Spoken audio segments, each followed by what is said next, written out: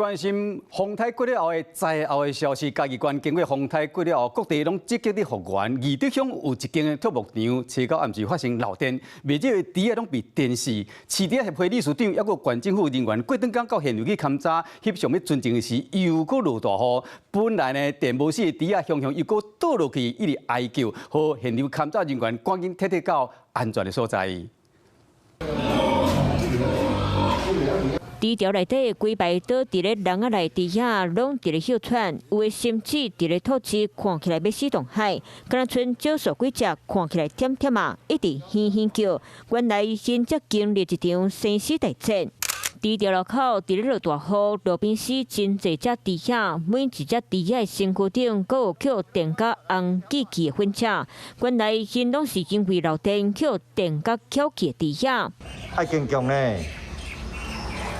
无法度啊，客厅食饭啦。看到家己饲甲大只猪仔扣电视，有年岁农民伫咧镜头前讲讲脑光啊甜甜甜。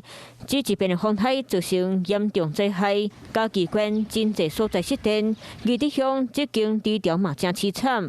昨日暗时啊8点外暂时恢复电力，却因为漏电，互猪条内底猪仔扣电死。困啊9点外，上午啊猪仔。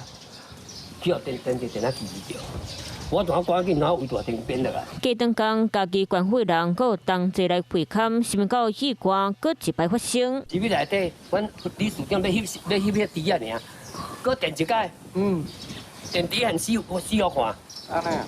对。哎，全电拢关咧。电关起来。会看的人真好缘，若是发生状况，就随美伫咧安全所在。毋过头家就讲，电就拢禁掉啊，阁漏电。原来迄一天路口的电火条啊有出火。风地数一小姐徛伫遮，伊无入去，徛遮，我看遐搭，上面遐搭出火。